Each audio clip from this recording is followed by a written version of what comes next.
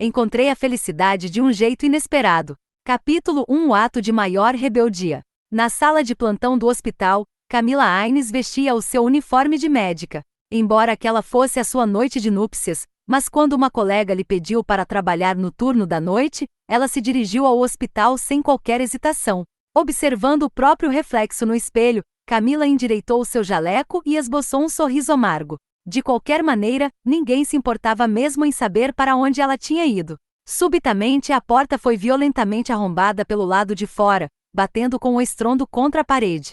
Antes que pudesse erguer o olhar para ver o que estava acontecendo, ela ouviu o clique do interruptor de luz, e toda a sala ficou imediatamente escura como breu. Apavorada, Camila estremeceu e sentiu um calafrio que a deixou de cabelo em pé. Quem está? Mas antes que pudesse dizer qualquer outra palavra, ela foi repentinamente empurrada sobre a mesa. Com isso, os objetos que estavam em cima do móvel caíram ruidosamente no chão. Sentindo o contato frio de uma lâmina afiada sendo pressionada contra o seu pescoço, Camila ouviu uma voz dizer num tom firme: "Quieta." Seus olhos se ajustaram gradualmente à escuridão, de onde ela mal conseguia distinguir o rosto do homem, embora seus olhos se destacassem. Mesmo na obscuridade, era possível perceber que eram argutos e frios. Foi então que o odor metálico de sangue invadiu as suas narinas.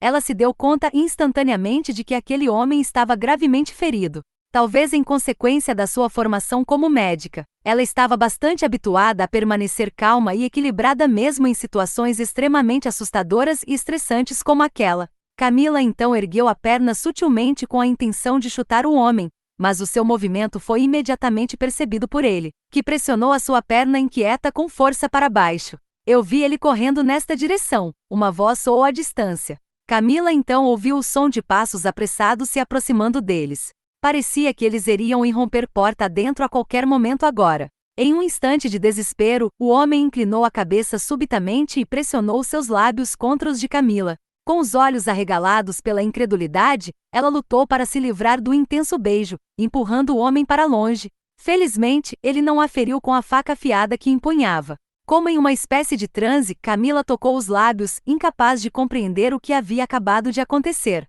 Só então ela ouviu o som da maçaneta sendo girada e, em uma decisão absolutamente inusitada, cerrou os dentes, passando os braços em volta do pescoço do homem. Sem qualquer hesitação, ela ergueu a cabeça e o beijou. Sua voz estava trêmula quando ela sussurrou: "Posso te ajudar?" O homem engoliu em seco audivelmente, se movendo para mais perto no instante seguinte. Camila pôde sentir o hálito quente dele junto à sua orelha quando ele se pronunciou em uma voz baixa e sexy: "Vou assumir a responsabilidade por isso." Mas aparentemente ele a tinha interpretado mal. Afinal, Camila pretendia apenas fingir nesta situação. No momento em que a porta foi aberta, ela gemeu o mais alto que pôde, procurando imitar os sons que tinha ouvido assistindo a cenas de sexo em vídeos.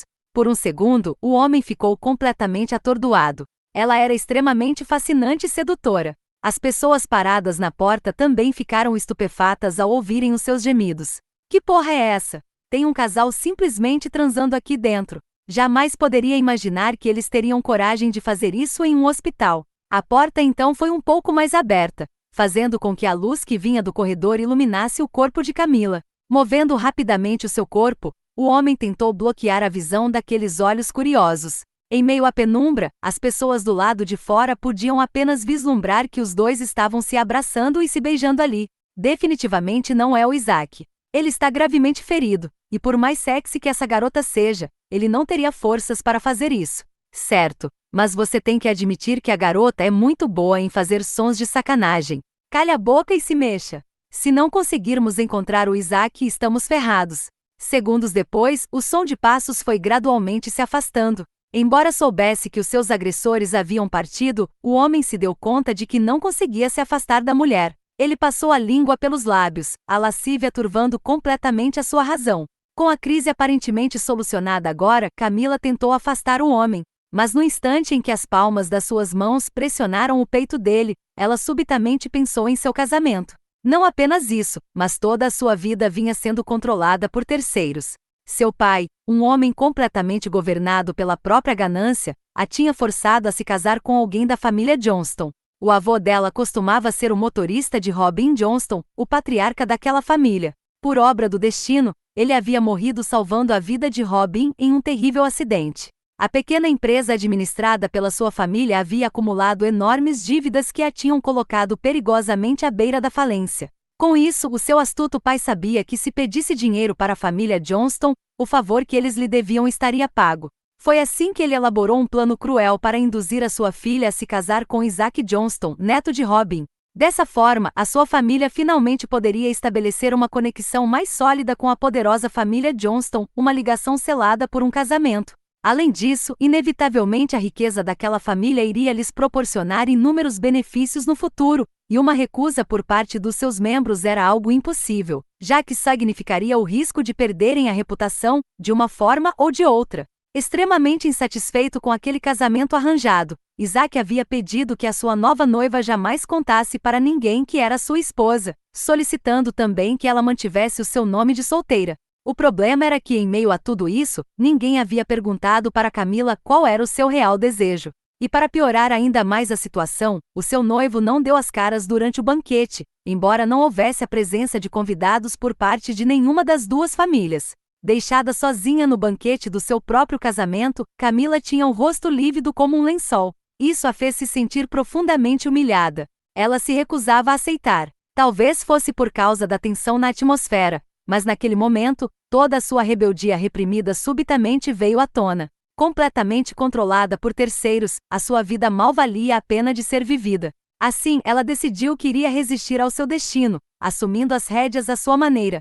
Foi dessa forma que, sem muita resistência, Camila entregou a sua primeira vez para aquele desconhecido.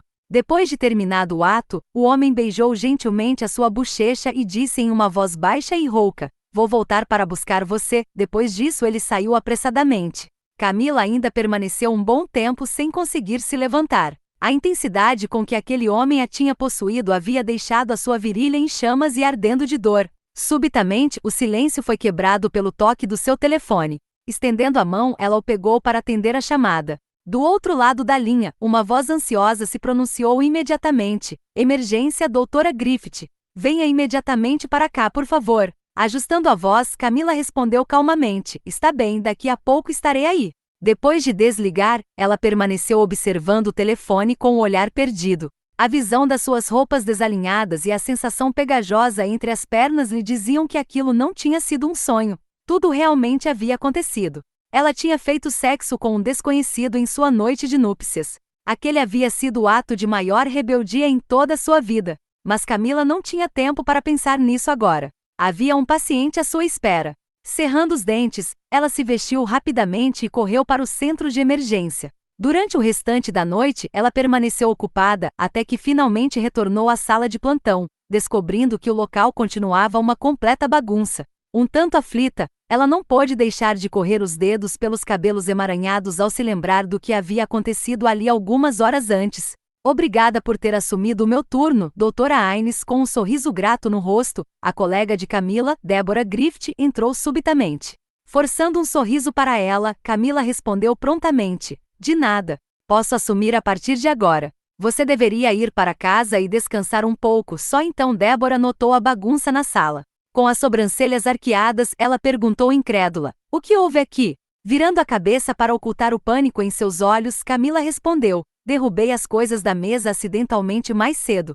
"Bem, de qualquer forma, já que você está aqui, vou para casa agora." Deborah sentiu que Camila parecia um tanto estranha, mas não se importou. Dando de ombros, ela se abaixou para começar a recolher aleatoriamente os objetos no chão. Assim que Camila deixou o local, o diretor do hospital surgiu na porta acompanhado pelo assistente de Isaac, Willie Calderon. "Ela é Deborah Griffith, a médica que estava de plantão na noite passada", o diretor disse. Entrando na sala, Willie passou os olhos pela placa no jaleco de Deborah com o seu nome. "Venha comigo, senhora, por favor." Confusa, Deborah ergueu os olhos. "Para onde estamos indo?" "Você logo irá saber. Apenas nos acompanhe." Willie respondeu inexpressivamente. O diretor do hospital, por sua vez, não gostou muito da hesitação dela. Ele a puxou em um movimento brusco e sussurrou: "Não deixe o Sr. Johnston esperando."